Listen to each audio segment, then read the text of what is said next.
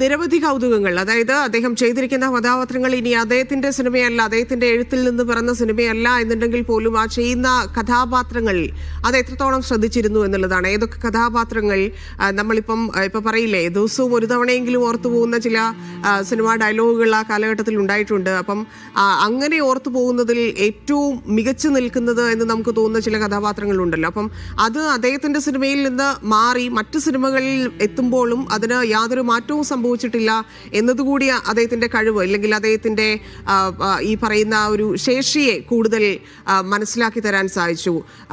മാത്രവുമല്ല, അതെങ്ങനെ അദ്ദേഹം കൈകാര്യം ചെയ്തു എന്നാണ് വിലയിരുത്തുന്നത്. കാരണം വേറൊരു കഥാപാത്രത്തിലെ, ഇപ്പൊ സ്വന്തം സിനിമയിലെ കഥാപാത്രത്തെ അദ്ദേഹത്തിന് അറിയാമായിരിക്കും അതെങ്ങനെ അവതരിപ്പിക്കണം എന്നുള്ളത്.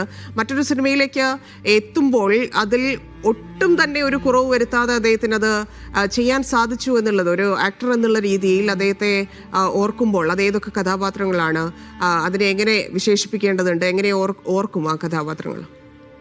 ധന്യ, മലയാള സിനിമയിൽ എനിക്ക് തോന്നുന്നു ശ്രീനിവാസൻ ചെയ്യാത്ത വേഷങ്ങൾ എന്ന് പറഞ്ഞാൽ വളരെ അപൂർവമായിരിക്കും.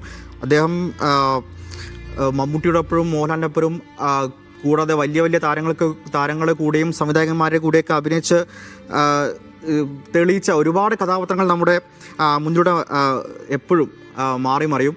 ഇതിലൊരു രസമുള്ള കാര്യം, അദ്ദേഹത്തിന് ബൈക്ക് ഓടിക്കാൻ അറിയില്ല എന്നുള്ളതാണ് രസം. അദ്ദേഹത്തിൻ്റെ ഒരു ഇൻ്റർവ്യൂവിൽ പറഞ്ഞത്, അദ്ദേഹം മമ്മൂട്ടിയുടെ കൂടെയുള്ള ഒരു സിനിമയിൽ ഒരു ബൈക്ക് ഓടിക്കുന്ന ഒരു സീന് വളരെയധികം അത്യാവശ്യമായിട്ട് വന്നു. ആ ചിത്രം അദ്ദേഹത്തിന് ബൈക്ക് ഓടിക്കാൻ അറിയില്ല. പക്ഷേ ബുള്ളറ്റ് ആയിരുന്നു ബൈക്ക്, നമുക്കറിയില്ല. ബുള്ളറ്റിൻ്റെ വെയിറ്റ് എന്ന് പറഞ്ഞാൽ വലിയ കനമുള്ളൊരു വാഹനം കൂടിയാണ്. അദ്ദേഹം വളരെ കഷ്ടപ്പെട്ട് ആ ഒരു സീനിലേക്ക് വേണ്ടി കുറച്ചൊക്കെ ക്യാമറ ഗിമിക്സുകളും എല്ലാമായിട്ട് അദ്ദേഹം വളരെയധികം കഷ്ടപ്പെട്ട് ബുദ്ധിമുട്ടി ആ സിനിമ ചെയ്തു. ആ സിനിമയിലെ ബൈക്ക് ഓടിക്കുന്ന വേഷം ചെയ്തു എന്നുള്ളതാണ്. അതുപോലെ ശ്രീനിവാസൻ ചെയ്ത ഒരുപാട് കഥാപാത്രങ്ങൾ നമ്മുടെ മുന്നിൽ. ഇപ്പം ഉദയനാണ് താരത്തിൽ മോഹൻലാലിനെ ചതിക്കുന്ന മോഹൻലാലിൻ്റെ കൂട്ടുകാരൻ, ചിത്രം സിനിമയിൽ പ്രിയദർശനൊപ്പം മോഹൻലാലിൻ്റെ കൂടെയുള്ള കഥാപാത്രം, പിന്നെ പട്ടണപ്രവേശം, അക്കരേക്കര, ആ ട്രൈലജിയിലുള്ള അദ്ദേഹത്തിൻ്റെ രീതി, ചന്ദ്രലേഖ തുടങ്ങി മേഘത്തിലെ മമ്മൂട്ടിയുടെ കൂടെയുള്ള ആ ഒരു ഡിയോ റോൾ എന്ന് പറയുന്നത് മലയാളത്തിലെ ഏറ്റവും മികച്ച കോമ്പിനേഷൻ സീനുകളിൽ ഒന്നാണ്. അയാൾ കഥ എഴുതുകയാണ് ചിത്രത്തിലെ ശ്രീനിവാസൻ. അങ്ങനെ ശ്രീനിവാസൻ നമുക്കിടയിൽ ഒരു സാധാരണക്കാരനായി നമുക്ക് ചുറ്റും കണ്ടുപിടിക്കാൻ പറ്റുന്ന ഒരാളായി, നമ്മുടെ അയൽക്കാരനായി, നമ്മുടെ സുഹൃത്തായി, നമ്മുടെ